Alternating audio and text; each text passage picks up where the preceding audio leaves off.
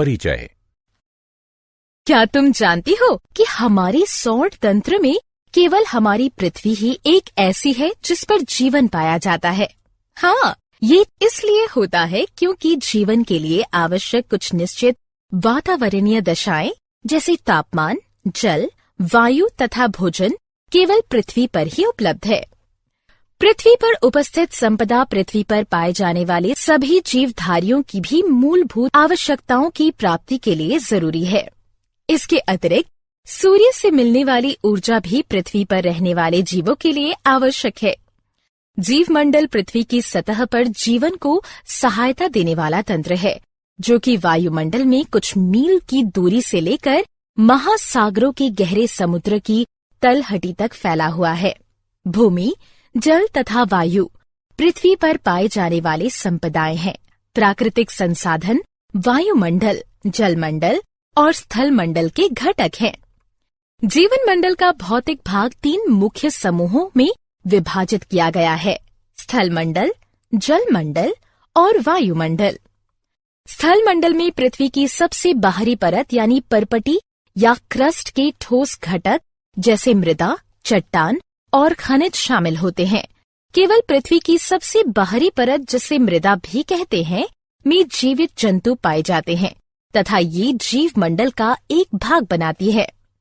तालाब, नदियां, झील और समुद्र सभी जल मंडल के जलीय घटकों में शामिल हैं। जल पृथ्वी के सतह का लगभग 75% भाग घेरता है।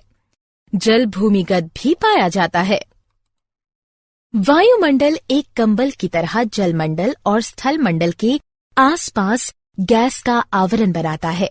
वायुमंडल पृथ्वी की सतह से कुछ किलोमीटर की ऊंचाई तक फैला होता है। ये 4 भागों में विभक्त होता है: शोभ मंडल, समताप मंडल, ओजोन मंडल, आयन मंडल। इसलिए हम कहते हैं कि जीवन मंडल मुख्य रूप से 2 घटकों से मिलकर बना होता है: जैविक घटक सभी जीवित वस्तुएं, अजैविक घटक यानी वायु, जल तथा मृदा।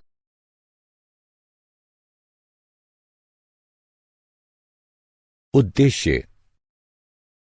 इस पाठ के अंत में आप निम्न करने में सक्षम हो जाएंगे: जीवन की श्वास वायु को समझना, जलवायु नियंत्रण में वायुमंडल की भूमिका को पहचानना, वायु की गति, पवन को समझना, वर्षा को समझना, वायु प्रदूषण को समझना, जल एक अद्भुत द्रव के गुणों को पहचानना, जल प्रदूषण को समझना।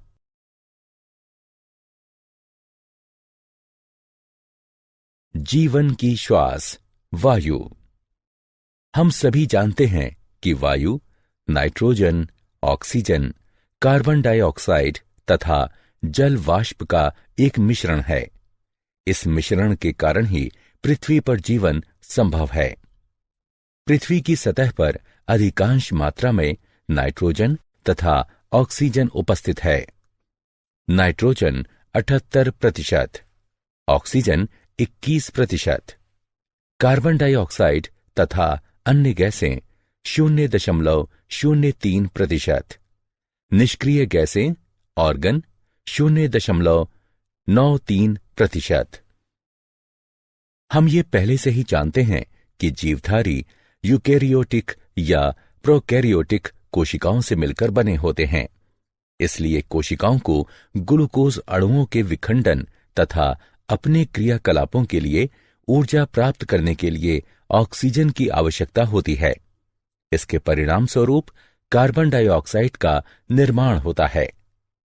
एक अन्य प्रक्रिया जिसके परिणाम स्वरूप ऑक्सीजन की खपत तथा कार्बन डाइऑक्साइड का निर्माण होता है, दहन की प्रक्रिया कहलाती है, जो कि या तो मानव क्रियाकलापों अथवा जंगलों में लगी आग का परिणाम होती है।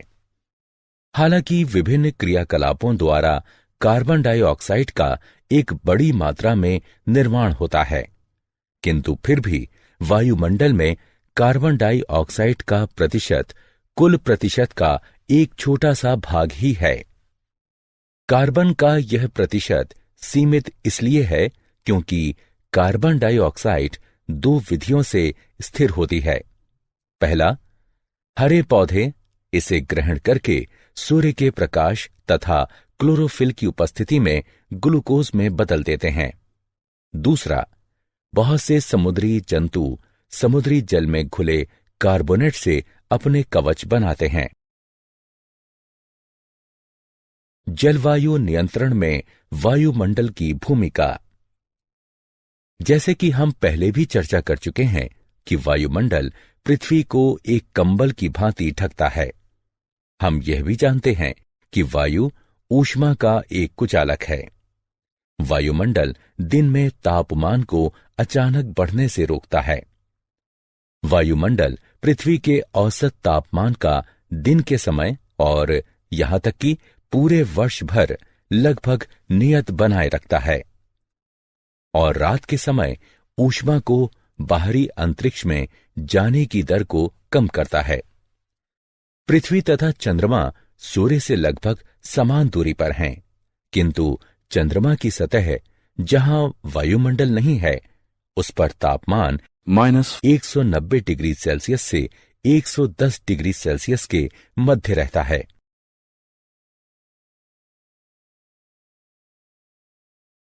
वायु की गति। पवन। तुम में से कितने लोग समुद्र तट यानी समुद्र के किनारे पर घूमने गए हो? तुम सभी ने शाम को बहने वाली ठंडी समीर को महसूस किया होगा तथा गर्म दिन के बाद इन समीरों से मिलने वाली राहत को भी महसूस किया होगा। इसी प्रकार गर्म मौसम के बाद जब वर्षा होती है तो हमें बहुत राहत मिलती है।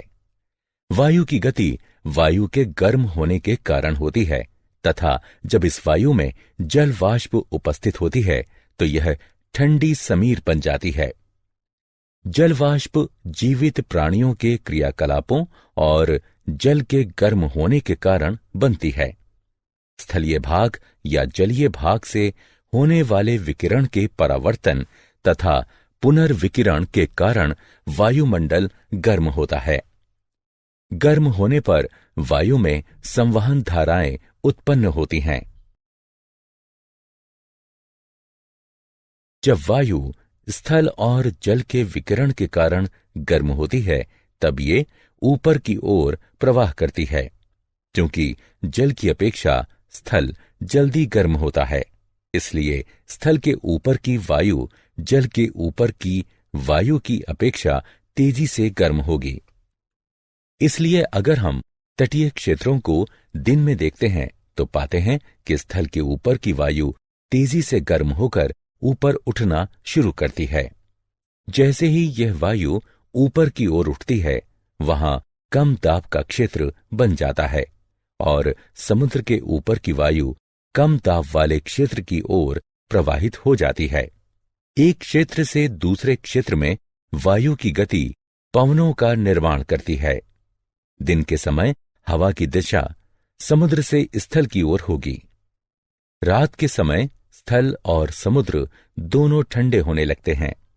क्योंकि स्थल की अपेक्षा जल धीरे धीरे ठंडा होता है, इसलिए जल के ऊपर की वायु स्थल के ऊपर की वायु से गर्म होगी। हवा की सभी गतियां विभिन्न वायुमंडलीय प्रक्रियाओं का परिणाम है, जो पृथ्वी के वायुमंडल के असमान विधियों से गर्म होने के कारण होता है। इन हवाओं को बहुत से अन्य कारक भी प्रभावित करते हैं, जैसे पृथ्वी की घूर्णन गति तथा पवन के मार्ग में आने वाली पर्वत श्रृंखलाएं। वर्षा। जैसा कि हम सब जानते हैं कि गर्म, नम तथा उठने वाली वायु आसमान में बादलों का निर्माण करती है। इस प्रकार हम यह कह सकते हैं कि दिन के समय जलीय भाग के गर्म हो जाने से बादल बनते हैं। जब गर्म वायु ऊपर की ओर उठती है तो ये फैलती है तथा ठंडी हो जाती है। वातावरण में ठंडी वायु जमीन की तरफ सिकुड़ जाती है। ठंडा होने के कारण हवा में उपस्थित जलवाष्प छोटी छोटी जल की बूंदों के रूप में संघनित हो जाती है। वायु में उपस्थित धूल के कण नाभिक के रूप में कार्य करते हैं तथा संघनन की प्रक्रिया प्रारंभ हो जाती है। संघनन की प्रक्रिया लगातार होने के कारण ये छोटी बूंदें बड़ी बूंदों में बदल जाती हैं। जब ये बूंदें बड़ी और भारी हो जाती हैं, तब ये वर्षा के रूप में नीचे की ओर गिरती हैं। कभी कभी जब वायु का तापमान काफी कम हो जाता है, तब ये हिमवृष्टि अथवा ओले के रूप में अवक्षेपित हो जाती हैं। वर्षा का पैटर्न पवनों के पैटर्न पर निर्भर करता है। भारत के बहुत बड़े भूभाग में अधिकतर वर्षा दक्षिण पश्चिम या उत्तर पूर्वी मानसून के कारण होती है। हम मौसम सूचनाओं में अक्सर ये सुनते हैं कि बंगाल की खाड़ी पर वायु का दबाव कम होने के कारण कई क्षेत्रों में वर्षा हुई। वायु प्रदूषण। इन दिनों प्रदूषण शब्द बहुत ही प्रचलित हो गया है, लेकिन इसका मतलब क्या होता है, मैं तुम्हें बताता हूं। हमारे वातावरण के भौतिक, रासायनिक तथा जैविक गुणों में होने वाला कोई भी अवांछनीय परिवर्तन प्रदूषण कहलाता है। वायु, जल तथा मृदा में होने वाला प्रदूषण जीवन के विभिन्न रूपों पर कुप्रभाव डालते हैं। जबकि प्रदूषक एक ऐसा पदार्थ, रसायन या कारक है जो कि वातावरण में पहुंचकर मानव के जीवन पर बुरा प्रभाव डालता है। प्रदूषक को इस प्रकार भी परिभाषित किया जा सकता है कि यह एक गलत मात्रा में, गलत स्थान पर या गलत समय पर पाया जाने वाला एक घटक है। वातावरण में बाह्य कणों अथवा गैसों की उपस्थिति जो कि मानव, पौधों तथा जंतुओं के लिए हानिकारक होती है, वायु प्रदूषण कहलाती है। वायु प्रदूषण का मुख्य कारण जीवाश्म ईंधन का दहन है। जीवाश्म ईंधन जैसे कोयला और पेट्रोलियम पदार्थों में नाइट्रोजन और सल्फर की बहुत कम मात्रा होती है। जब ये ईंधन जलते हैं, तब नाइट्रोजन और सल्फर भी इसके साथ जलते हैं तथा यह नाइट्रोजन और सल्फर के विभिन्न ऑक्साइड उत्पन्न करते हैं। इन गैसों का केवल सांस के रूप में लेना ही खतरनाक नहीं है, बल्कि ये वर्षा के जल में मिलकर अम्लीय वर्षा भी करते हैं। जीवाश्म ईंधनों का दहन वायु में निलंबित कणों की मात्रा को भी बढ़ा देता है। ये निलंबित कण बिना जले कार्बन कण या पदार्थ हो सकते हैं, जिन्हें हाइड्रोकार्बन कहा जाता है।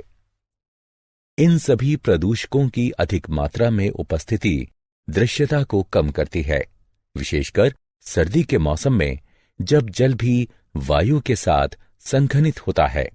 इसे धूम कोहरा कहते हैं तथा ये वायु प्रदूषण की ओर संकेत करते हैं। इन पदार्थों वाली वायु में सांस लेने से कैंसर, हृदय रोग या एलर्जी जैसी बीमारियां होने की संभावनाएं अधिक हो जाती हैं।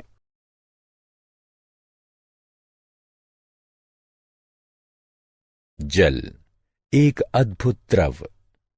जल पृथ्वी की सतह के सबसे बड़े भाग पर उपस्थित है और यह भूमिगत भी होता है। जल की कुछ मात्रा जल वाष्प के रूप में वायुमंडल में भी पाई जाती है। पृथ्वी की सतह पर पाए जाने वाले जल का कुल 97% सागरों तथा महासागरों में पाया जाता है तथा यह जल क्षारीय होता है। पृथ्वी पर 1% ही स्वच्छ जल पाया जाता है। 2% शुद्ध जल बर्फ के रूप में दोनों ध्रुवों पर तथा बर्फ से ढके पहाड़ों पर पाया जाता है। भूमिगत जल तथा नदियां, झीलें तथा तालाबों में पाया जाने वाला जल भी स्वच्छ जल होता है। स्वच्छ जल की उपलब्धता विभिन्न स्थानों पर भिन्न भिन्न होती है। गर्मी के मौसम में अधिकतर स्थानों पर जल की कमी हो जाती है।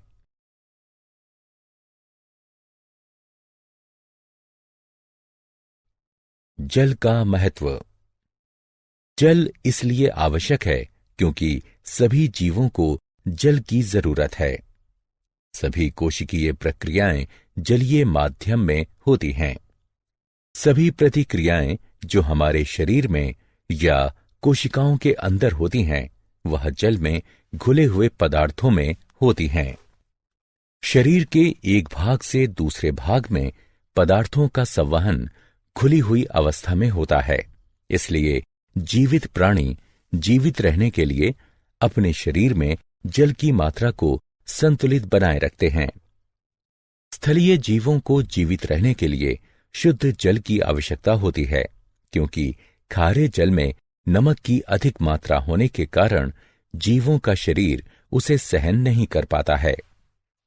इसलिए प्राणियों और पौधों को पृथ्वी पर जीवित रहने के लिए आसानी से जल उपलब्धि के स्रोत आवश्यक हैं।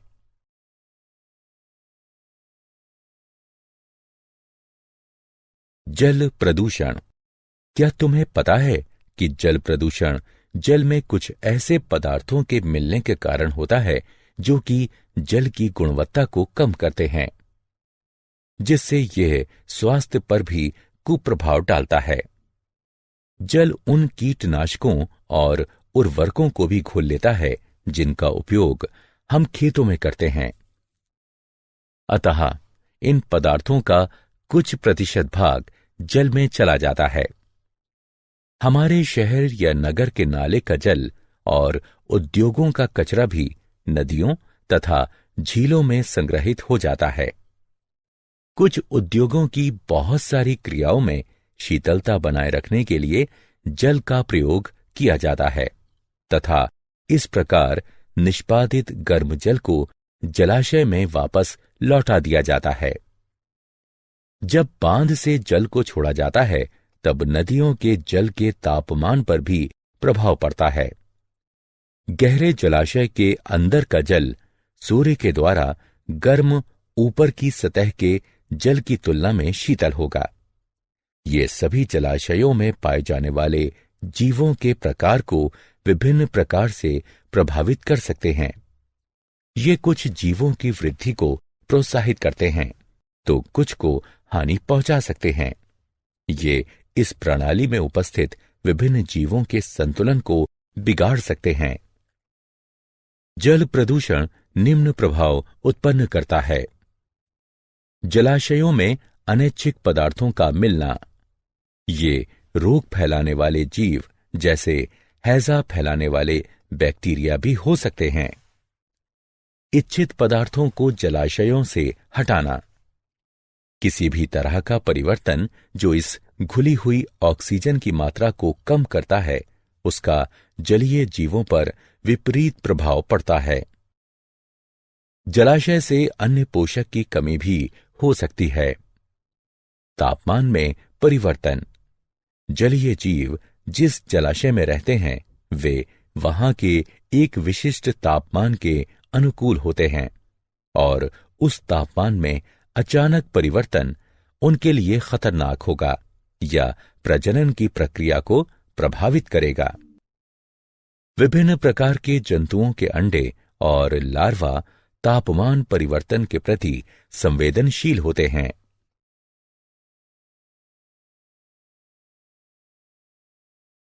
क्या आप जानते हैं, स्टेच्यू ऑफ लिबर्टी SO2 तथा NO2 एवं ताजमहल मथुरा रिफाइनरी से निकलने वाले SO2 के द्वारा प्रभावित हो रहे हैं।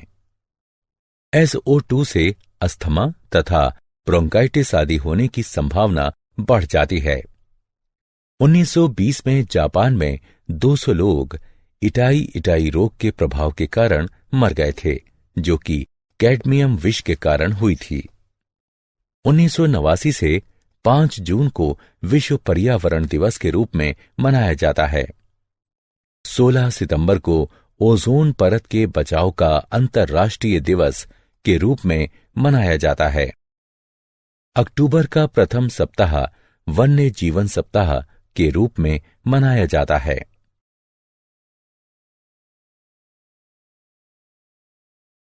सारांश। आइए हमने जो कुछ सीखा है उसे संक्षेप में दोहराएं। पृथ्वी पर जीवन मृदा, वायु, जल तथा सूर्य से प्राप्त ऊर्जा जैसी संपदाओं पर निर्भर करता है। स्थल और जलाशयों के ऊपर विषम रूप से वायु के गर्म होने के कारण पवनें उत्पन्न होती हैं। जलाशयों से होने वाले जल का वाष्पीकरण तथा संघनन हमें वर्षा प्रदान करता है। किसी क्षेत्र में पहले से विद्यमान वायु के रूप पर होने वाली वर्षा का पैटर्न निर्भर करता है।